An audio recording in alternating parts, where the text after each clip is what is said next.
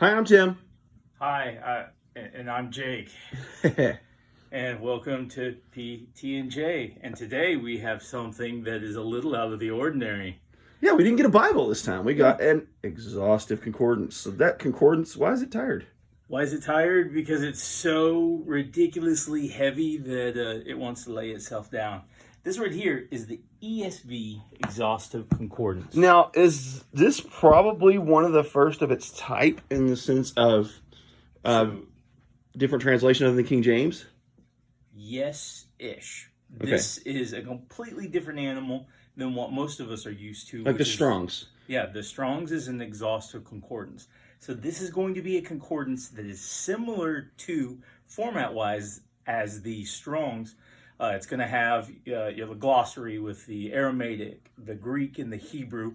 And then it has the huge concordance that is going to match the ESV. So right. What this is going to be able to do is have every single word that's in the ESV, and it's going to be in here. So if you want to look it up, find out where it is, and you know what the meaning is, this is going to be helpful. Okay, and it is a hardback. Yeah, it's a hardback, and it is very hefty. So comparison, this is a MacArthur Study Bible. There, it's huge. Right. It's heavy, but it has to be. Now the paper is really, really thin, and like I said, it has to be. In other words, you're going to have a monstrously large and heavy book. Several fly leaves actually keep this. Yeah. What size is that? Like 5? Oh, it's tiny, but again, it has to be. Right. So what we're in right now, if I can turn to the front page. So there's your contents. We got the preface, the introduction, the big concordance. That's why you would come here. The words with references only, which is, it's difficult, but it's there. You got your Hebrew, your Aramaic, and then your Greek glossary. So I believe, let's see, in the introduction, here it is. There are 92 words of limited semantic content are excluded. So when you're looking at this thing, it's got absolutely every word except for the 92 that are not referenced. So every word in the entire ESV except 92. Right. So if you were to pick up, a Strong's and try to map it with an ESV Bible, you're going to struggle because not every single word is going to match up. A lot of them will. Now, did they use a numbering system or is this just a verse? So this is just the reference of an alphabetical order every single word. So it would be like what's set up in the back of your Bible, only more full. Right. This is a straight up concordance, exactly like what you would see in the back of the Bible. Right. So as we move along, we're already into the B's. You can tell how thorough this thing is. That text is little. Yeah, it's I can read it. It's no problem, but man, it's little. Yeah, and again, it has to be. I mean, look, every single time the word disciples is written, it's listed right here, here, all the way down to here, and then disciples with a... So this would be the guy you would go to when you go to the back of your Bible and you're like, oh, dang it, I can't find that one. Right, so thin lines are extremely popular. You got a very thin profile of a Bible. They can't put a ton of extra stuff in there unless they make the words extremely tiny.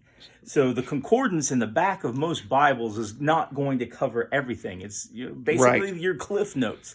It gets all the big points, but... Right. I actually find them usually a little dissatisfying when I'm looking for something specific because it's typically not in there. Oh, yeah. Yeah. And you can see we're already in the O's. It is extremely thorough. I wonder how many per page there are. It looks like a couple hundred. I'd say easily. Yeah. Goodness. Oh, yeah. I know it's small. Now, so I'm going to move to... No, I'm not talking about the smallness. I'm just talking about the amount it's on. I mean, this is 3 columns. 3 columns of definitions. Right. So we're already in the S's, and look how much that is. Right. I mean, that's the size of your thin line Bible and then some. Right. And it's big. This is a big, bulky. You're not going to carry this thing around. Right. This is going to be something that you're going to keep it at your desk. It's just big. Now, this part I didn't mark, so I want to get to where the references only are. Now, for some people, this will be useful, but man, that right there, I did mark it. So essentially, move that right there. A, the word A. Okay. And this is Every single time it's listed. So you'll see in here, JDG. That means judges. And so there's a little point right by each one. 2 Corinthians, and then every single Chronicles. Or 2 Chronicles, you're right. Yeah. Old Testament, dot, PS, Psalm. Okay, so wherever you see a dot, it's moving to the next book. Right. And is it in canonical order? It's going to be in alphabetical order, as in A. Yes, but the books. Yes, this is going to be in. Yes, the books are in canonical order. Right. Interesting. Yep. I'll tell you what, I'll say this. The paper's thin.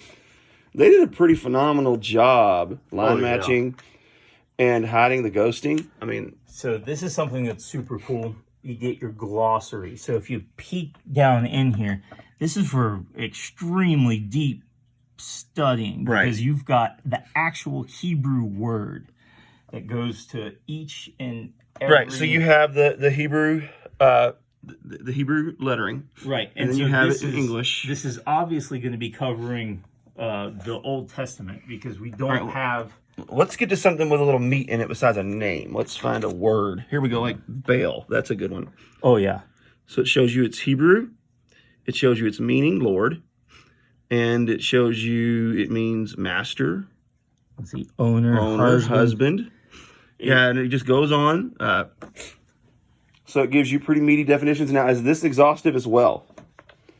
This section? Yes. It might be. I'd say I'd be hard pressed to believe that it is. Yeah, it's nowhere near as thick as the other one, but it's still extremely thorough. Threshing floor of Aramaic. Oh yeah, which I think this is pretty unique to this book. I don't recall. Maybe Strong's does have Aramaic, and I've just not used it very much. I think it does, but I don't think it has it broken down in a glossary. Someone can fact check me on that. Yeah. So the Aramaic, obviously very thin, not a ton of use of Aramaic in the Bible, but it's there. Mostly in Daniel, I believe. And then Jesus uses a few words in Aramaic. Right. So then we've got the Greek, which has a little more substance to it. Right. And it's the New Testament. Yeah, that's going to be the New Testament. Could be the Old if it's the Septuagint. Good old Psalm 151. Right.